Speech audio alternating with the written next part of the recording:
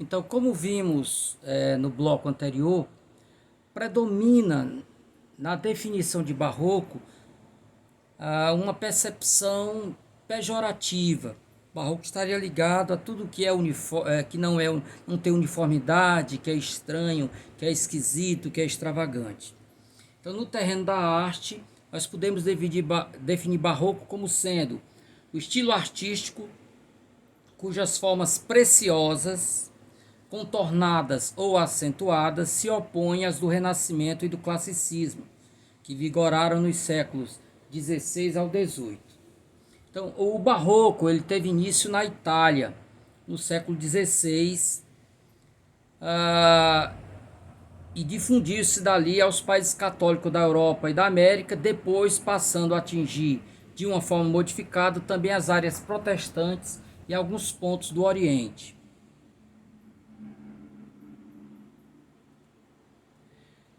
Dependendo do lugar, o barroco vai receber nomes específicos. Então, por exemplo, na Espanha, você tem o termo gongorismo, né, que tem esse nome devido ao poeta espanhol Luís de Góngora e Argote, que viveu de 1561 a 1627.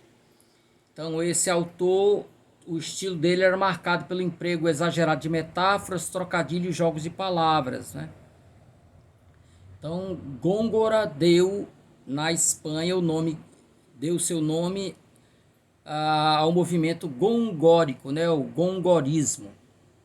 Na Itália, o barroco é também chamado de marinismo, devido ao poeta italiano Giambattista Marini, que viveu de 1569 a 1625, também caracterizado pela afetação do estilo, né?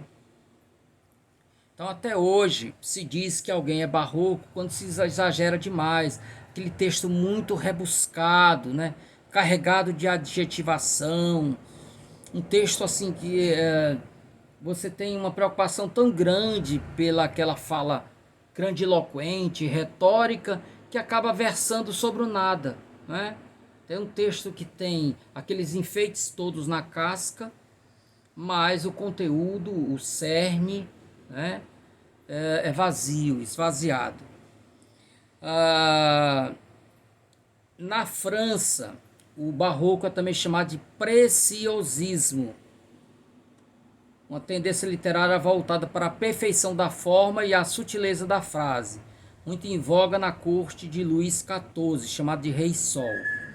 E finalmente, na Inglaterra, você tem eufuísmo, né? Estilo afetado, extravagante, em consequência da novela Euphues, de John Lyly.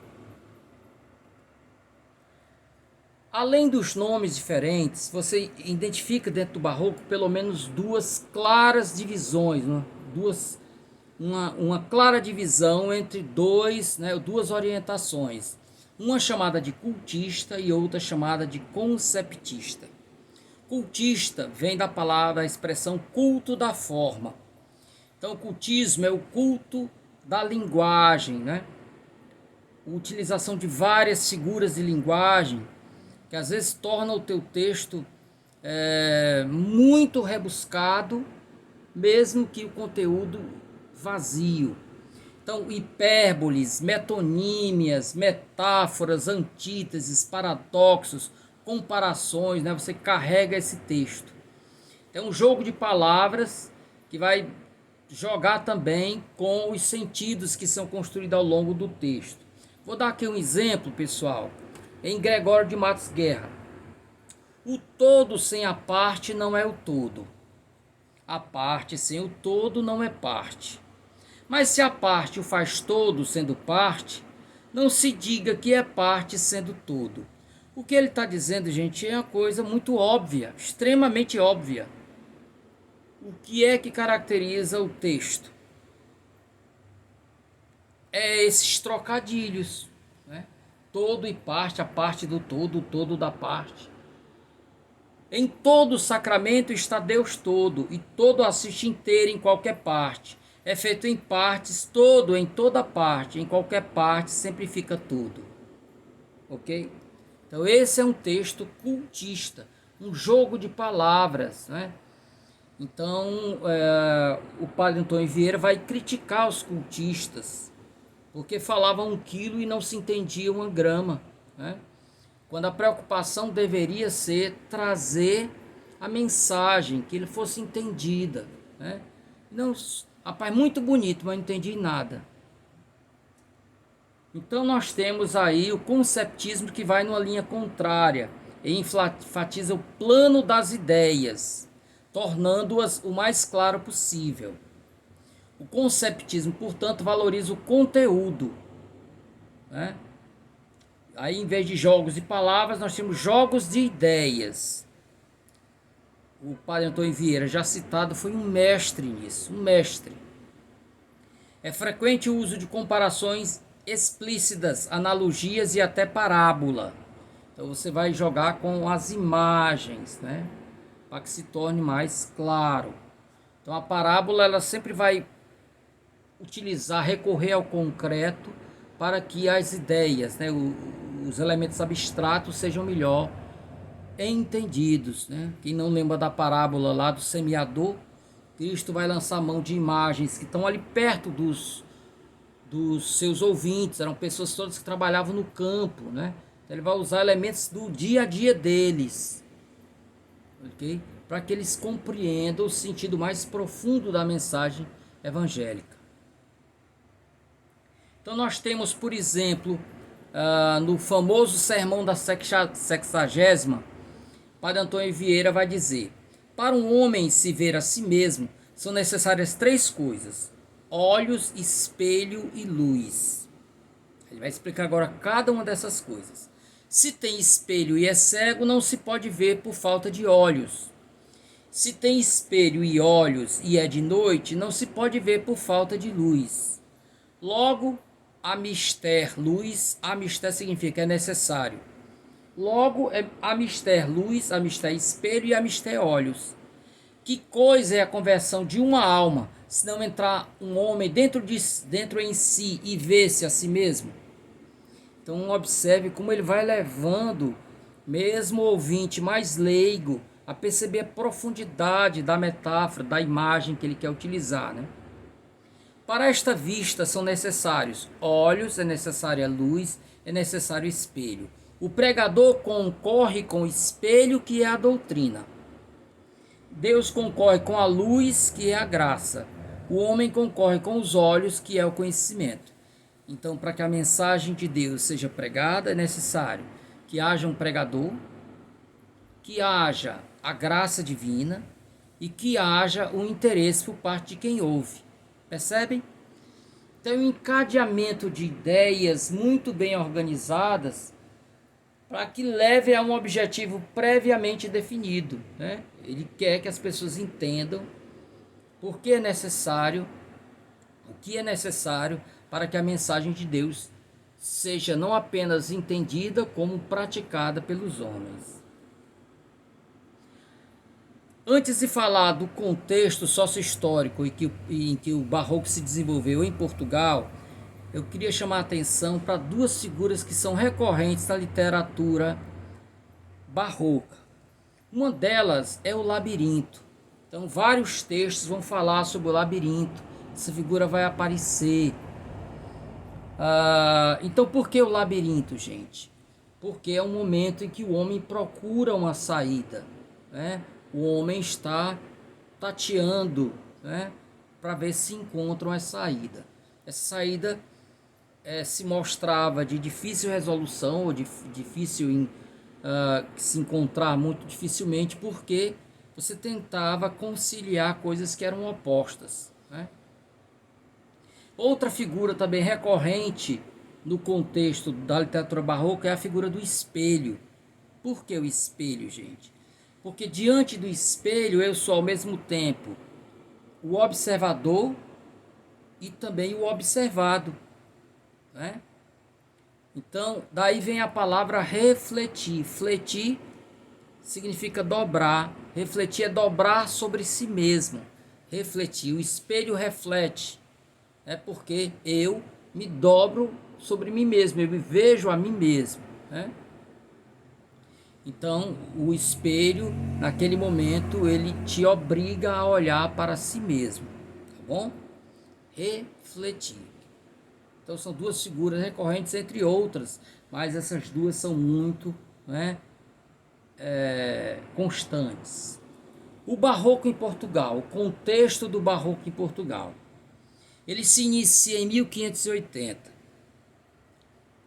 2 anos antes, o rei Dom Sebastião havia desaparecido no norte de Portugal, numa batalha no Marrocos, que nem era dele.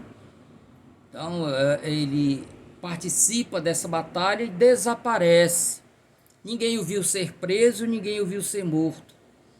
Então, os poucos sobreviventes que voltaram a Portugal relataram a todos o desaparecimento do rei. Todos então esperavam que ele tivesse sido encontrado, né? Ele tivesse em convalescença e depois retornasse. Esperar 1 ano, tudo bem. 2 anos até, de repente ele estava preso. Esperar 10 anos, esperar 50, 100 anos, aí já era um absurdo, né? Mas Fernando Pessoa vai dizer, um famoso texto dele, né? Esperar por Dom Sebastião, quer venha ou não, né? Salvo engano, está em Mensagem, no livro Mensagem dele. Então, em 1580, nós temos a morte de Camões, o maior escritor da língua portuguesa, e temos a anexação do trono português pelo trono espanhol. Como Dom Sebastião não deixou herdeiros, ele não era casado, não tinha filhos, né? Os parentes mais próximos dele, dentro da nobreza, eram os reis era o rei da Espanha. Então, o trono português passa a ser controlado, administrado pela Espanha.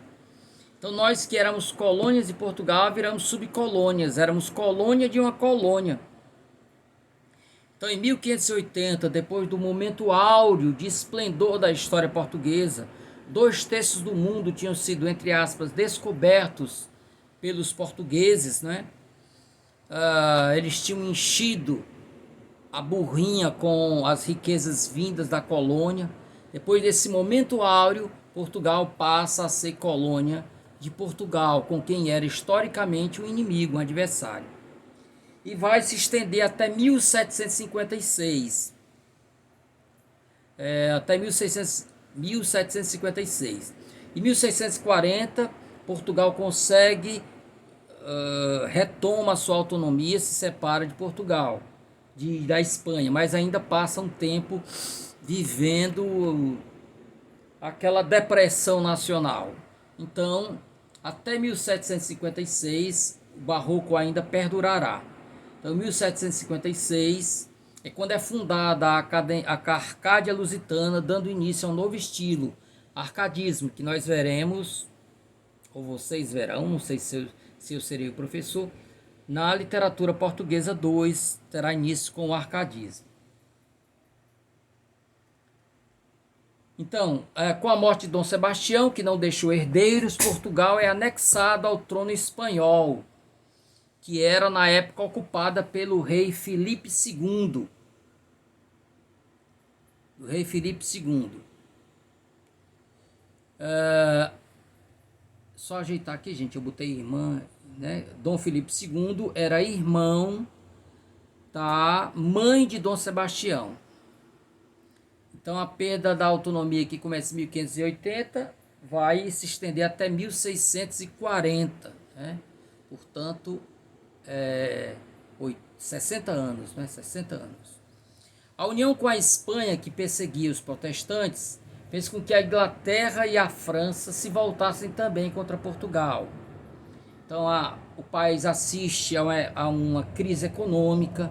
Suas colônias, tanto na África como no Brasil, são dominadas, né? são invadidas por possessões estrangeiras, né? As invasões francesas, holandesas, né? Com medidas impopulares, incluindo o aumento de impostos, o governo espanhol torna-se odiado pelos portugueses. há uma constante presença do Tribunal da Santa Inquisição. Então, a Contra-Reforma visava impedir o crescimento, a expansão do protestantismo, né? E a reboque disso vinha toda a perseguição aos que se desviavam, né? Às bruxas, aos judeus, né? Os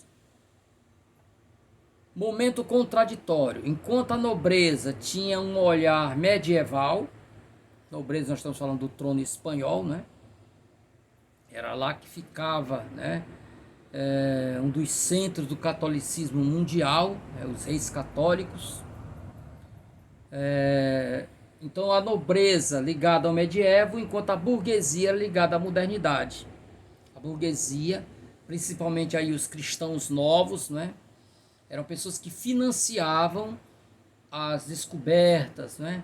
Os grandes empreendimentos, emprestavam dinheiro para a nobreza, né?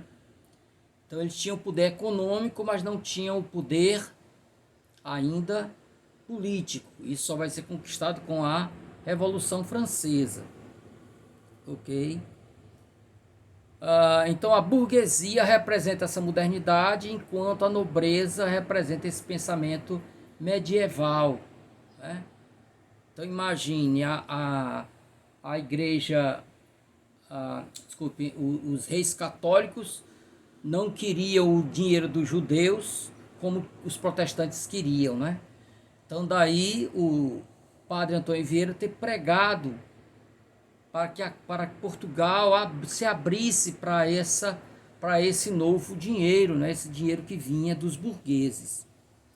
Havia um sentimento de derrotismo entre os portugueses, então o Barroco casou muito bem com essa depressão nacional. E surge o sebastianismo. Então, inicialmente era um movimento explicável politicamente, né? Você imaginava que o Dom Sebastião ia retornar, ia reaver o poderio de Portugal, mas depois de passado as décadas, virou um movimento místico, né? Acabaram se ligando, se juntando a ideia, a espera do Messias, né? Com a espera do rei político.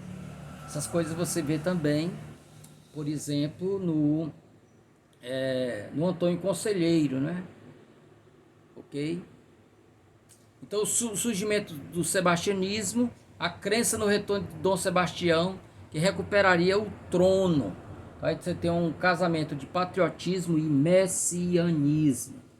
Ok? Então, de novo, Dom Fernando Pessoa, esperar por Dom Sebastião, quer venha ou não. Então, o importante é esperar, alimentar a esperança. Ok? O Barroco se ligou diretamente à ideologia da Contra-Reforma. A Contra-Reforma, ao mesmo tempo que combatia o protestantismo, queria recuperar aquele momento áureo da igreja, né? Esse pensamento medieval. O Renascimento, a escola anterior, contra a qual se opunha o Barroco, foi um movimento de afirmação do antropocentrismo, não é? Resgatou toda aquela mitologia pagã da Grécia e de Roma. Então o Barroco vai tentar retornar, né, toda aquela pauta ligada à igreja, né? Então, segundo Abdala Júnior e Maria Aparecida Pasqualin, a partir do século XVI, a ação da Contra-Reforma, da Companhia de Jesus e a Batalha de Alcácer Quibir vem imprimir uma contra-reação a tudo que a Renascença representava. Então, o Barroco não é apenas uma oposição ao movimento estético, ele está ligado a uma ideologia muito mais ampla, né? Em que a religião queria resgatar a mentalidade teocêntrica, ok?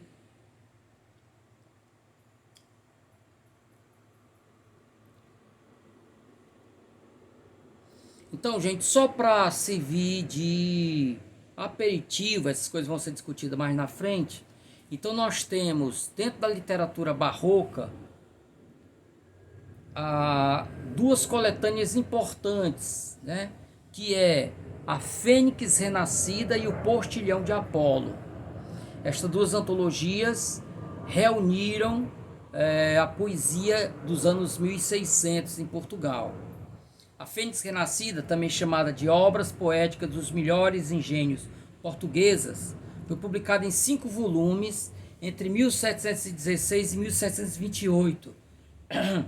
Depois ela sofreu acréscimo em 1746. Ela é uma obra que mostra muito a influência de Camões, né?